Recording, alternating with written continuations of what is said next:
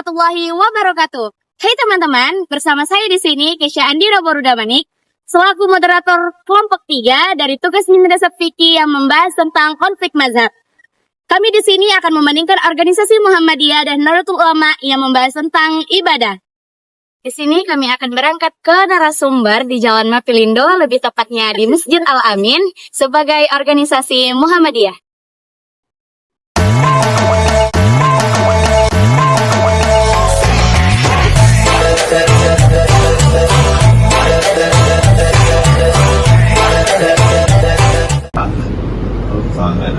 Saya pernah dari ketua cabang Muhammadiyah di sini. Apa lagi? Izin bertanya Pak, menurut informasi yang sering kita dengar bahwa Muhammadiyah itu melakukan sholat subuh tanpa kunut Pak. Hal apa yang mendasari sehingga Muhammadiyah sholat subuh tidak melaksanakan kunut? Kenapa Muhammadiyah melaksanakan kunut? Waktu itu ceritanya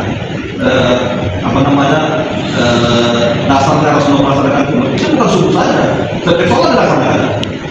Mendoakan siapa? Supaya siapa mati di Abu Lahab, Abu Jahal, atau doanya jelek. Karena waktu itu kaum muslimin itu di boykot ya, dia di boykot, tidak namanya Islam, bukan di boykot ekonomi, jadi di boykot, jadi keserakahan tidak ada. Ini nggak ada, bahkan sahabat banyak mati. Makanya disitulah turun mujizat Rasulullah, dia akan bermohon kepada Allah, ya Allah, ini sudah banyak air, masukkan air, masukkan air tidak. Makanya keluarlah dari karena Rasulullah ini mengatakan untuk menjelaskan orang tua itu tak boleh doa orang ada pun doa, ada namanya kedua lah, kata kau berlian, kalau kau berlian itu tak boleh, itu lemah itu, setelah lemah itu Rasulullah melaksanakan, melaksanakan itu. Nah, ini artinya apa? Setelah kan dulu pernah melaksanakan, karena teman-teman itu sudah mengurang, sudah berapa, tak boleh kita mendoakan orang nah, supaya itu semua melaksanakan. Makanya kan ada mengatakan tidaklah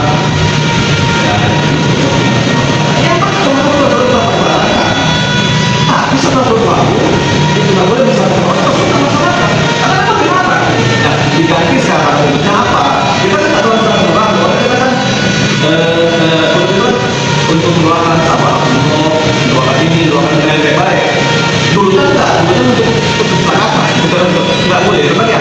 Berdasarkan sudah mendoakan yang baik. Boleh silakan mendoakan yang baik. Cuma Rasulullah kita doakan semua itu. Tapi melaksanakan itulah makanya mau tidak. Maaf sebelumnya Pak, izin bertanya, bagaimana tanggapan Bapak mengenai ziarah sebelum puasa dan lebaran? Itu tadi, itu kembali pertanyaannya. Sejarahnya dulu,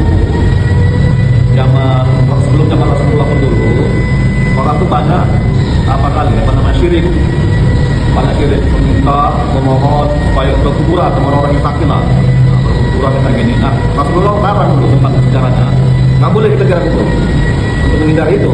Tapi iman tuh imannya digembleng dulu sama Rasulullah. Nah itu tadi, masa minta ini pun sama Allah ke kuburan, minta ini supaya ini nikah, supaya hajatnya terpenuhi, supaya kurang rezeki di kuburan. Itu dilarang, makanya Rasulullah pernah dilarang itu ziarah kubur. Nah belakangan sudah kuat iman sahabat, diperbolehkan ziarah kubur untuk mati. Jadi Muhammadiyah sering melaksanakan ziarah kubur kapan? Saat mengantar kuburan. Mayat di sini kan, makanya disunahkan, dianjurkan, dianjurkan kepada kita kalau bisa orang mati itu kita hantar ke kubur. Kenapa? Karena dia dapat pahala besar itu karena menolakkan satu kubur dan hantar kubur. Jadi sambil apa kita mati. Nah tadi kaitannya, kenapa ziarah kubur campur Ramadan ya, sama Idul Fitri. Nah kenapa nggak jalan? Karena Muhammadiyah nggak budayakan itu. Kalau ziarah kubur kapan saja boleh ziarah kubur. Dan Muhammadiyah kan kalau bisa pas ngantar mayat. Kenapa tidak mesti bulan Ramadan tidak bisa? Karena kan itu seolah macam ibadah, macam ritual yang kewajiban yang harus kita laksanakan. Kalau nggak ziarah kubur nggak sah puasanya. Apa lagi? Pak, izin bertanya Pak. Tadi kan kami lihat setelah sholat tidak ada doa dan zikir berjamaah. Padahal biasanya yang saya lihat itu di masjid-masjid ada doa dan zikir berjamaah. Kalau boleh tahu itu kenapa ya Pak? Doa bersama juga tidak akan melaksanakan doa bersama. Karena Rasul tidak pernah melaksanakan doa bersama.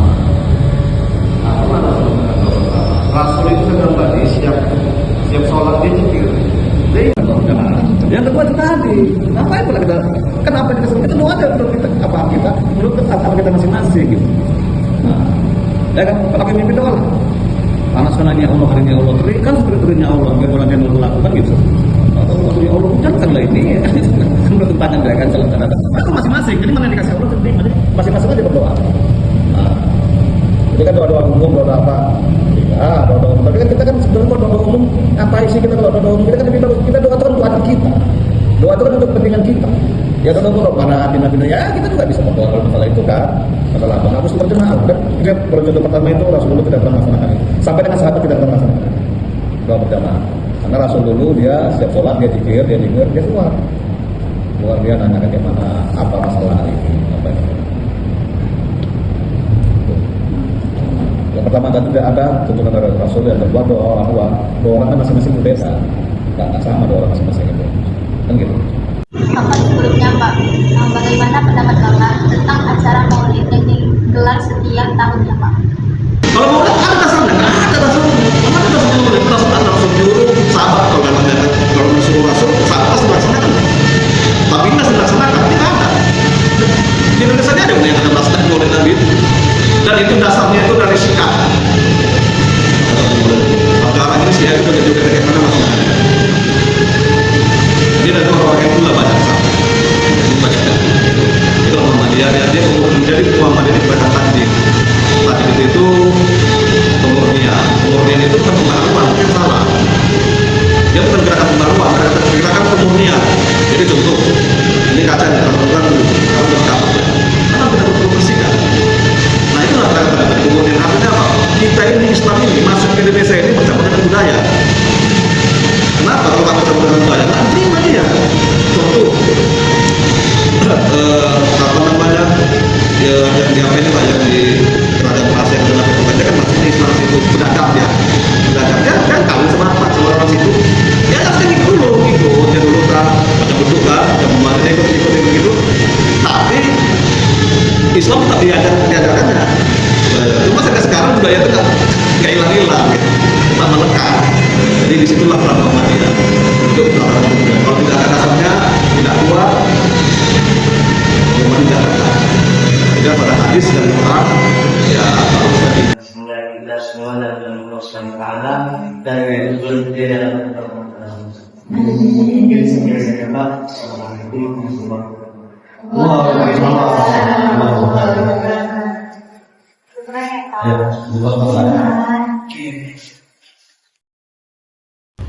Selanjutnya, kami akan mewawancarai narasumber kami yang berada di Jalan Patumba, lebih tepatnya di Gang KUA, sebagai organisasi Muhammadiyah.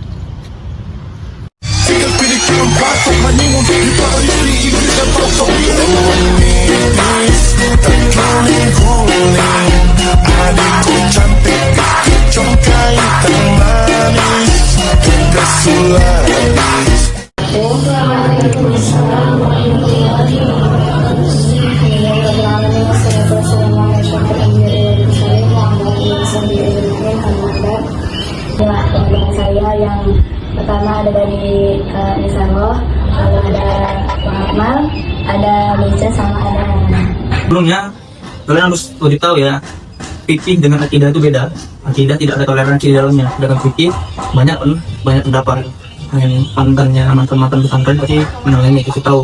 Jadi jangan karena pertanyaan itu tadi membandingkan satu hal ke hal lain, kalian menganggap hal itu sesat. Enggak. Nanti kita jelaskan. Dan yang pertama, apakah tradisi ziarah sebelum puasa dan sebelum Ramadan itu memang hanya sekedar adat di Indonesia ini atau memang ada dasarnya dari Nabi? kalau prinsip dasar dari Muhammadiyah, Salafi atau yang lainnya, prinsipnya cuma dua. Yang pertama Al-Quran, dan yang kedua hadis. Kalau Nabi tidak melakukan, ya mereka juga tidak melakukan. Kalau sahabat tidak melakukan, ya mereka juga tidak melakukan. Inilah tadi makanya cekcok antara kedua itu tadi. Kenapa cekcoknya? Muhammadiyah beranggapan sahabat aja yang utamaannya lebih baik daripada ulama-ulama sebelumnya, mereka tidak ziarah kubur. Kenapa ulama-ulama sebelumnya melakukan ziarah kubur? Nah itu tadi perbedaan pendapat. Tapi itu perbedaan pendapat yang dibolehkan. Makanya tidak masalah mereka memboleh ziarah kubur. Ya, Muhammadiyah juga boleh ziarah kubur, tapi tujuannya berbeda. Ya, tujuannya berbeda.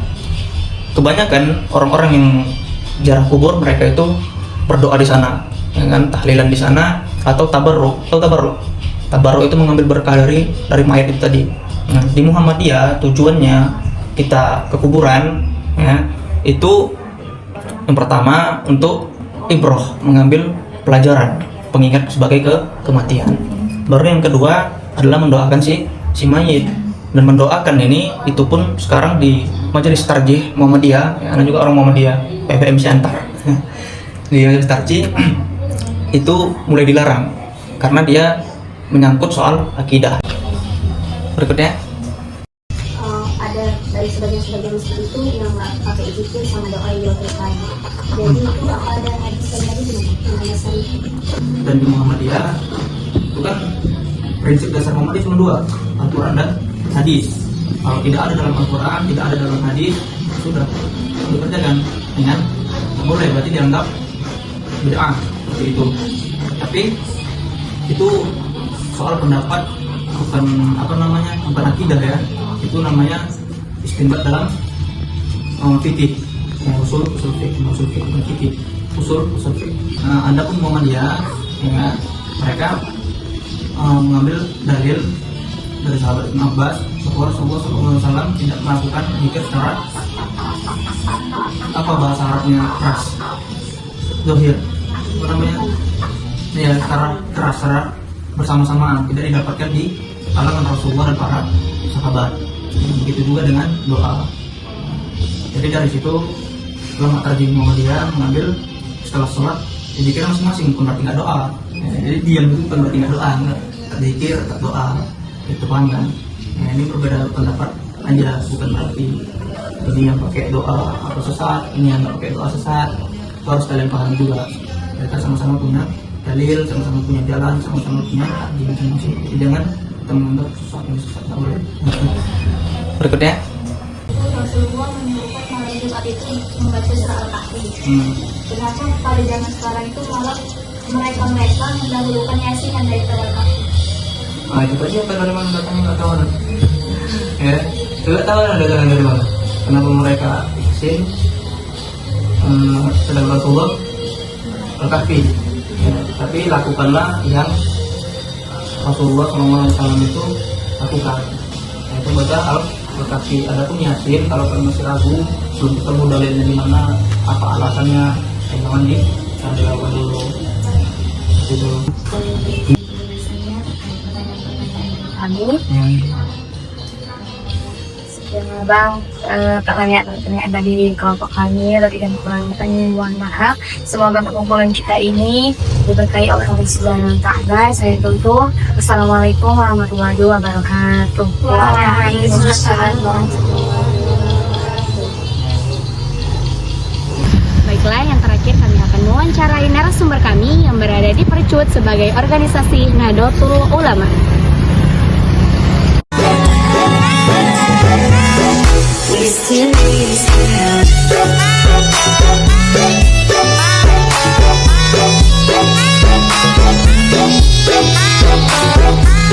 Sebelumnya Ustaz, boleh kenalnya Ustaz untuk memperkenalkan diri. Dari nama dulu. Iya. Nama saya Muhammad Saleh. Terus apa lagi? Seperti yang kami dengar informasi bahwa Nahdlatul Ulama dalam sholat subuhnya menggunakan kunut. Ya. Kira-kira apa yang mendasari Nahdlatul Ulama menggunakan kunut ketika sholat subuh? Ya. Baik, bismillahirrahmanirrahim. Assalamualaikum warahmatullahi wabarakatuh. Waalaikumsalam warahmatullahi wabarakatuh. Dari pelaksanaan sholat subuh yang sama-sama kita ketahui bahwa sholat subuh merupakan sholat yang salah satu sholat yang wajib yang harus kita tunaikan di pagi hari setelah terbitnya fajar, dan kemudian sholat subuh merupakan sholat yang 2 rakaat yang di dalamnya disunahkan untuk melaksanakan kunut. Di dalam rujukan-rujukan kitab-kitab Syafi'iyah, kitab-kitab klasik yang banyak memberikan sebuah pelajaran tentang kunut merupakan sunnah abad di dalam sholat subuh. Dalam kitab Taqrirus Sadidah bil Masail Mufidah dijelaskan bahwa sampai-sampai yang kita pahami bahwa di dalam sholat itu, ketentuan sholat itu ada sunnah-sunnah. Sunnah-sunnah itu terbagi dua. Ada sunnah hayat, ada sunnah ab'ad. Nah, sunnah ab'ad inilah yang termasuk di dalamnya ada kunut. Sunnah ab'ad apa? Sunnah ab'ad ini adalah sunnah yang dikuatkan, hampir mendekati kepada wajib di dalam Ahlus Sunnah wal Jamaah. Dalam kitab itu dijelaskan sampai-sampai orang yang meninggalkan kunut atau orang yang terlupa kunut, maka dihukumkan bagi dirinya untuk melaksanakan sujud sahwi. Sujud sahwi merupakan sujud yang disunahkan untuk menambahkan yang kekurangan tadi seperti kunut, ditambahkan di akhir sebelum salam, maka disunahkan untuk menambahkan sujud sahwi.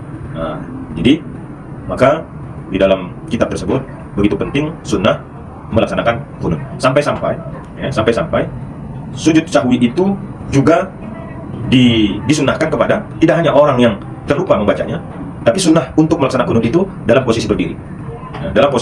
Kemudian apabila seseorang tersebut uzur dalam sholat dan kemudian dia duduk pada saat itu melaksanakan sholat subuh dan kunut dalam posisi duduk, maka juga dihukumkan untuk sujud sahwi karena kunutnya dalam posisi duduk. Begitulah kuatnya kedudukan kunut di dalam sholat subuh. Ada yang lain yang berkenaan tadi juga yang kurang jelas gimana? Cuma itu yang saya pahami. Jadi kita memahami itu mungkin untuk mazhab-mazhab yang lain seperti mazhab yang ada di Arab, di Makkah, Madinah, mereka menganut paham Wahabi, paham Maliki, mereka tidak menggunakan kunut di dalam sholat subuh. Jadi bagaimana kita yang sampai kunut itu sampai ke sunnah ab'ad ya, yang berat seperti wajib, apakah kita di saat kita bermakmum kepada mereka yang bermazhab Maliki yang tidak kunut, lantas kita kunut? Enggak. Kita harus mengikut imam. Andaikan mereka tidak kunut, kemudian kita kunut, batalat sholatahu. Maka batal sholat seseorang makmum jika imam tidak berkunut. Tahu-tahu macam makmumnya Syafi'i yang harus berkunut, kita kunut. Apa yang terjadi? Batal sholat makmum yang berjamaah karena tidak mengikut imam. Nah, tapi begitu. Artinya toleransi itu tetap ada bagi kita yang Ahlus Sunnah wal Jamaah. Tidak harus kita juga mereka ketika tidak melaksanakan kunut, kita dengan keilmuan kita anggap sudah mapan, kita kunut. Bukan malah menjadi sah sholat kita, tetapi sebaliknya menjadi batal sholat. Ada lagi? Berikutnya Ustaz, apakah tradisi jarak kubur sebelum Ramadan itu hanya sebatas tradisi Indonesia ini atau memang ada anjuran ya? Ya, baik. Anjuran itu bukan sekedar anjuran, malah hadis Rasulullah menyebutkan bahwa hadis itu adalah qaulan kana aw fi'lan aw taqriran aw nahwa. Hadis itu merupakan apa yang pernah diucapkan Rasul. Dalam bentuk ucapan, dalam bentuk perbuatan, diamnya Rasul, senyumnya Rasul, kemudian peringatan dari Rasul, itu semua hadis. Itu dalam bentuk hadis semuanya. Itu rujukan. Rujukan bagi kita umat yang tidak bertemu dengan baginda Rasulullah SAW. Jadi bagaimana dengan ziarah kubur? Rasul ketika berjalan pernah bersama sahabat. Seketika janggut Rasulullah bergetar dan kemudian badan Rasul seketika bergetar sehingga para sahabat tidak pernah melihat seperti yang mereka lihat sebelumnya. Rasul tidak pernah melakukan itu dan tidak pernah terjadi seperti itu. Pada saat itu terjadi di diri Rasulullah sampai janggutnya bergetar. Dan kemudian bertanya sahabat, "Ya Nabi, ya Rasul, ya Muhammad, apa yang menyebabkan dirimu sampai gemetar badanmu?" Lalu Rasul menjawab, "Apakah antas asma? Apakah kalian mendengar apa yang kudengar?" Kata sahabat, "Tentu tidak ya Rasulullah, kami tidak sama seperti apa yang kudengar. Sungguh aku mendengar dua kuburan yang ada di samping kiri kita itu lagi diazab oleh Allah." Kemudian apa yang Rasul sampaikan, apa yang Rasul berbuat? Maka Rasul menyuruh sahabat, "Tolong ambilkan pelepah kurma dan kemudian ditaruhkan ke atas kuburan itu." Menurut dari sebuah riwayat dijelaskan, maka berhentilah azabnya pada saat itu dikarenakan Rasul meletakkan pelepah kurma untuk sesaat. Apa yang kita ambil dari peristiwa yang dialami oleh Nabi atau yang dialami oleh para sahabat? Berziarah kubur itu sebenarnya bukan tradisi. Malah sebagian ulama menganjurkan kita setiap hari kalau bisa untuk ke kubur, berziarah kubur. Supaya mengingat kematian. Sesungguhnya mengingat kematian itu adalah sunnah kata Rasul. Sunnah kita untuk mengingat kematian. Pertanyaan selanjutnya Ustaz, di sebagian masjid kan ada yang tidak melakukan zikir dan doa secara bersama-sama. Sementara di Nahdlatul Ulama itu ada zikir dan doa bersama-sama yang dipimpin oleh imamnya. Jadi apakah ada hal yang mendasari hal tersebut Ustaz? Hal yang mendasari dari apa yang pernah dilakukan Rasulullah, Ustaz juga kurang tahu juga ini apa. Tapi yang jelas, baik nggak kalau kita setelah sholat zikir-zikir, yasin-yasin, wirid-wirid, ada nggak kebaikan di dalamnya itu? Ada.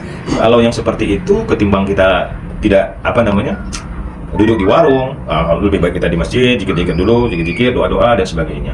Nah, di Nahdlatul Ulama ini dasar kebaikan itu saja sebenarnya, seperti wirid dan sebagainya. Dasarnya apa? Tidak pernah tidak pernah mungkin dilakukan oleh Rasul. Tapi ada nggak ada manfaatnya di dalamnya itu? Ada, banyak. Ketimbang orang duduk-duduk di warung, lebih baik dia baca wirid, baca yasin dan sebagainya. Faedahnya lebih besar daripada mudaratnya. manfaatnya itu lebih besar daripada mudaratnya. Ini dasarnya cuma itu. Nah, wirid-wirid itu juga di dalam setelah kita sholat. Kalau di Arab kita juga tidak akan pernah temukan. Salam, habis salam langsung mereka jalan. Nah, kalau kita di Nahdlatul Ulama ini, zikir-zikir itu apa yang kita baca? Yang kita baca ayat suci Al-Quran, zikir-zikir, zikir seperti zikir la ilaha illallah. Nah, apa? Itu untuk melazimkan, untuk membiasakan lidah kita berucap la ilaha illallah. Kata Rasul, man di akhir kalamihi qaulan la ilaha illallah dakhala jannah. Siapa yang di akhir hidupnya melafazkan la ilaha illallah masuk ke dalam surga. Dasarnya itu, maka kita melazimkan. Maka setelah zikir-zikir kita ada zikir la ilaha illallah. Doa bersama-sama. Apa manfaatnya? Apa gunanya, Ustaz? Doa sendiri-sendiri boleh, tidak ada larangan. Doa berjamaah juga boleh. Kenapa? Kita belum tahu siapa di antara kita ketika dia melafazkan amin, aminnya itu didengar oleh malaikat dan diijabah seluruh doa-doa kita. Nah, kan gini kan? Mungkin ada kiai, ada ustadz, mungkin ada tukang cendol, ada tukang sol sepatu. Ketika kita berdoa, mereka mengaminkan itu. Mungkin dari kiai nggak diterima doanya, dari ustadz juga nggak diterima, banyak sombongnya, banyak rianya. Tapi dari tukang cendol atau tukang sol sepatu yang mengaminkan doa-doa itu, karena dia mungkin bersih, hatinya bersih, jiwanya bersih, tidak ada neko-neko ini gitu semua. Ketika itu diaminkan oleh Allah, dapat nggak kita? Masa kita yang segini, yang sudah rame-rame doa hajat kita untuk sesuatu, kemudian di salah satu di antara kita dari doanya diijabah oleh Allah, maka di antara kita juga diberikan seperti apa yang diberikan oleh malaikat atau Allah kepada orang tersebut. Sama juga kita, ada doa kita itu, Allahumma fir lana dzunubana wa liwalidayna warhamhuma kama rabbayana shaghira wa li jami'il mu'minin wal mu'minat wal muslimin wal muslimat. Untuk apa kita mendoakan orang lain? Paling tidak begitu juga mereka akan mendoakan kita. Anak kita nanti lupa sama kita. Kemudian kita hari ini sebagai anak juga lupa mendoakan orang tua kita. Tapi dengan bantuan daripada orang-orang yang ada di sekitar kita ini tadi, ya kan, yang mendoakan kaum muslimin wal muslimat, kecipratan nggak doanya sama kita? Dapat. Nah, itulah dasar daripada kita itu berzikir, berdoa bersama-sama. Sudah? Ada lagi? Ini kenapa NU sudah melakukan perayaan Maulid Nabi? Apa yang mendasari dilakukannya Maulid Nabi itu? Iya, Rasul tidak pernah membuat ulang tahunnya, ya kan? Rasul nggak pernah menyuruh umatnya itu merayakan ulang tahunnya. Tapi dasarnya, apa bentuk cinta kita, mahabbah kita kepada orang yang termulia di sisi Allah? Kata Allah dalam kitab Taqrirus Sadidah dijelaskan, kalau tidak karena Muhammad, tidak akan kuciptakan dunia ini. Coba bayangkan. Kalau tidak karena Muhammad, dunia ini nggak ada. Begitu cintanya Allah kepada Nabi, dan begitu juga Nabi kepada kita sebagai umatnya. Perjuangannya, apalagi berdarah-darah untuk membela agama ini. Orang yang termulia, orang yang sudah memang perjuangannya hidupnya itu untuk umat. Sampai akhir-akhir hayatnya juga menyebutkan, memikirkan umat. Ummati. Nabi bukan menyebut anaknya Fatimah, bukan memanggil Aisyah, enggak. Yang dia panggil umatku. Begitulah cintanya Nabi kepada umatnya. Nah, sebaliknya. Kemudian apalagi? Nabi itu punya syafaat. Dan syafaat itu tidak dimiliki oleh nabi-nabi lain selain Nabi Muhammad. Apa syafaat itu? Pertolongan. Pertolongan yang nantinya dapat kita dapatkan bukan tidak di dunia, tetapi nanti di akhirat. Kita dapatkan syafaat itu. Begitulah pertolongan Nabi kepada kita sebagai hamba-Nya untuk perjuangan sebagai umat. Nah, hari ini apa bentuk cinta kita kepada Nabi yang telah begitu dalam mencintai? Sampai-sampai suatu hari ketika Rasul duduk bersama sahabat, Nabi menyebutkan, aku rindu kepada ikhwan, aku rindu kepada saudara. Lalu sahabat-sahabat bertanya kepada Nabi, ya Nabi, kami ini bukan saudara, kami sendiri sahabat, saudara. Bukankah kami ini adalah orang-orang dekat, berjuang bersamamu, sholat bersamamu, sehidup semati kita bersama? Bukankah ini adalah saudara? Enggak, kalian ini sahabatku. Hari ini kalian ini ketemu denganku, bersentuhan denganku, mendengarkan wejanganku setiap hari, kita berjihad bersama. Tapi ada yang kurindukan hari ini. Siapa? Saudaraku, ikhwani. Siapa mereka? Umat akhir zaman. Yang di mana mereka tak pernah bersentuhan denganku, tak pernah memegang tanganku, tak pernah melihat wajahku, tak pernah mendengar apa yang menjadi wejanganku. Tapi cinta mereka, rindu mereka kepadaku melebihi kalian hari ini. Kita sebagai umat akhir zaman patut dan layaklah kita untuk memperingati daripada kelahiran baginda Nabi Muhammad Rasulullah SAW. Ada yang lain yang membuat Maulid Nabi itu, kan Maulid Nabi itu sampai 40 malam, 40 namanya. Itu kajian dari Darus Sofah. Mereka 40 malam, begitulah cinta mereka, wujud cinta mereka kepada Nabi yang termulia.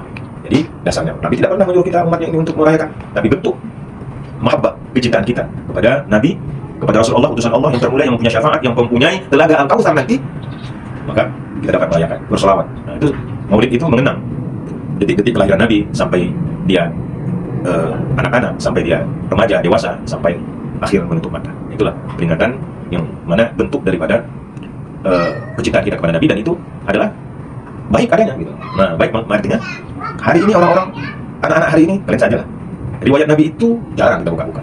Nah, Kalau dulu ada Tarikhul Islam, kita baca dulu Arab Melayu Nabi Muhammad. Sampai-sampai ada lagunya. Sampai-sampai ada semacam lagu-lagu yang untuk menghafal itu semua. Nah, penghulu kita Nabi Muhammad, nah itu dulu dilahirkan di kota Mekah pada tahun 12 Rabiul Awal tahun gajah. Nah, itu ibunya ini ya. Seperti itulah pengenalan kita. Waalaikumsalam. Dari hasil wawancara kami dapat kami simpulkan bahwa perbedaan di antara organisasi Muhammadiyah dan juga NU memiliki visi yang sama tetapi dengan cara yang berbeda. Sekianlah video wawancara dari kelompok kami. Semoga video yang kami berikan bisa memberikan manfaat bagi kita semua. Jalan-jalan ke kota tua, tidak lupa membeli cenderamata. Maafkan khilaf kami semua jika ada salah dalam bertutur kata. See you next time. Wassalamualaikum warahmatullahi wabarakatuh.